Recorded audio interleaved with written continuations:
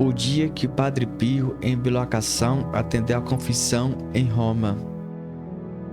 Irmãos, veja só, Padre Pio foi até Roma para ouvir uma confissão. Muitas das vezes a gente coloca o empecilho para não ir à igreja, para rezar, para ajudar a fazer uma obra de caridade.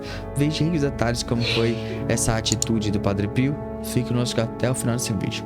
Vamos lá para o programa Padre Pio, seus likes e ensinamentos. Eis o que escreve Padre Pio. Há alguns dias aconteceu-me um fato insólito. Por volta das 23 horas do dia 18 do mês passado, e enquanto eu me encontrava no coro com Frei Anastácio, percebi-me a grande distância, numa casa senhorial, onde o pai da família morria, ao mesmo tempo em que uma menina nascia. Apareceu-me então Maria Santíssima, que me disse: confio-te esta criatura. É uma pedra preciosa em estado bruto. Trabalha-a, torna-a o mais reluzente possível, para que um dia possa adornar-me. Não duvides, ela própria virá ao teu encontro, mas antes a verás em São Pedro. Depois disso, encontrei-me novamente no coro. Eram palavras desprovidas de ênfase ou de assombro, que poderiam ter passado desapercebidas. Frei Pio refere que, de repente, enquanto estava rezando, percebeu-se, longe do coro da igreja de Santélia de Pianisi, precisa que era por volta das 23 horas do mês passado, 18 de janeiro. Portanto, o escrito é de fevereiro de 1905. Viu uma cena precisa e estranha. Numa casa senhorial, o pai de família morria, ao mesmo tempo em que uma menina nascia. A leitura pura e simples dessa pequena página não suscita qualquer emoção. Poderíamos pensar que Frei Pio tinha tido um sonho, tinha imaginado uma experiência fantástica, tinha tido uma sugestão interior de tipo simbólico. No entanto, ao sabermos que a história viria a se realizar tal como é descrita, até nos mínimos detalhes, ficamos muito admirados. Foi isso que aconteceu a mim, quando me encontrei frente à protagonista daquela experiência, a menina nascida enquanto o pai morria, numa casa senhorial, e que mais tarde iria encontrar-se com Padre Pio, depois de terem visto em São Pedro, em Roma. Essa senhora chamava-se Giovanna Risani Posti. Digo que se chamava porque já morreu. Conhecia em 1982, quando ela tinha 77 anos e vivia em Trevi Umbro, perto de Foligno. Era uma mulher extraordinária, de um espírito tão fascinante e vivo que me lembro daquele encontro na sua bela casa, como se tivesse ocorrido há poucos dias. Giovanna, proveniente de uma nobre família friulana, tinha nascido em Udine, precisamente por volta das 23 horas do dia 18 de janeiro de 1905. Enquanto nascia, o seu pai, atingido há alguns dias por um infarte, morria. Tudo como Frei Pio tinha visto e depois anotado no seu caderno. Em seguida, Giovanna fora levada por sua mãe, agora viúva, para Roma, onde crescera. Certo dia de 1922, aos 17 anos de idade, atormentada por problemas de fé, tinha ido visitar a Basílica de São Pedro, acompanhada de uma amiga. Enquanto caminhava sob a abóbada daquela grande igreja, viu um jovem frade capuchinho e sentiu um desejo intenso de se confessar, de confiar ao sacerdote as suas dúvidas. Pediu ao frade se teria a gentileza de escutar a sua confissão, ao que ele assentiu. Enquanto entrava num dos muitos confessionários ali existentes, Giovanna confessou-se e recebeu daquele religioso palavras tão reconfortantes que a levaram a permanecer ali, no fim da confissão, e a esperar que o irmãozinho saísse para tomar nota do seu nome e de sua morada, e para voltar a falar com ele.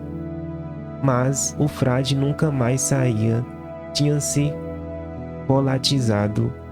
Com efeito, quando chegou a hora de fechar a igreja, Giovanna procurou dentro do confessionário, com a ajuda de um sacristão, e não encontrou nenhum sacerdote. No ano seguinte, ouviu falar de certo frade carismático, chamado Padre Pio, que vivia em San Giovanni Rotondo. Tinha estigmas e operava prodígios extraordinários. Sentiu o desejo de visitá-lo. Em San Giovanni Rotondo, encontrei muita gente e todos queriam falar com Padre Pio, contou-me Giovanna Risani. O corredor que ligava a sacristia ao convento e por onde ele deveria passar estava apinhado. Consegui encontrar um lugar na primeira fila enquanto passava. Padre Pio deteve-se à minha frente, olhou-me nos olhos e sorrindo disse-me: Giovanna, eu conheço você. Você nasceu no mesmo dia em que seu pai morreu. Na manhã seguinte fui me confessar. Depois de me abençoar, Padre Pio disse-me: minha filha, finalmente vieste. Há muitos anos que te esperava. Padre, respondi. Talvez esteja me confundindo com outra pessoa. Não estou enganado. Também você me conhece, acrescentou ele. É impossível, é a primeira vez que venho a San Giovanni Rotondo. Até há poucos dias nem sequer sabia da sua existência. No ano passado, prosseguiu o padre, numa tarde de verão, você foi, com uma amiga, à Basílica de São Pedro, em busca de um sacerdote que pudesse iluminar as suas dúvidas sobre a fé. Encontrou um capuchinho e falou longamente com ele. Esse capuchinho era eu. Após uma breve pausa, Padre Pio continuou. Quando você estava prestes a nascer, a Virgem levou-me até a sua casa, em Udine. Fez-me assistir à morte do seu pai e depois recomendou-me que a tomasse ao meu cuidado. Você me foi confiada pela Virgem e tenho obrigação de pensar na sua alma. Ao ouvir aquelas palavras, desatei a chorar, e a partir daquele momento, Padre Pio passou a ser o meu confessor, o meu diretor espiritual. Passou a ser tudo para mim. Livro Padre Pio, um santo entre nós, autor Renzo Alegre, página 103. Meus irmãos, a gente precisa ir. Jesus disse: ide por todo canto. E a gente não pode colocar impedimento, justificativa. Muitas das vezes a gente diz: quando as coisas estiver dando certo na minha vida, eu vou. Quando eu tiver disponibilidade, eu coloco o meu nome a serviço. Mas deixa eu te dizer, todos nós temos ocupações, todos nós temos coisas a fazer. E a gente não pode dizer um não para a Mércia, para a obra do Senhor. Eu sei que as coisas não estão fáceis.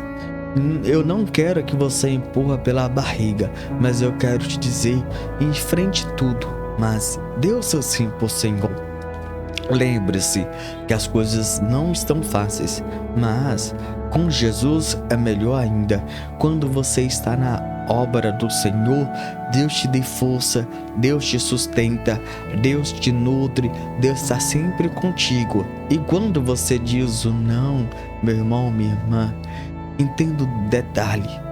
Quando você está na messa, na obra, você está diante de Deus, próximo de Deus, e ali você é curado, libertado, fortalecido. Mas quando você diz não, você se ocupa das suas próprias coisas. Você pode entrar em esquecimento das coisas de Deus e parar de rezar e distanciar da presença de Deus.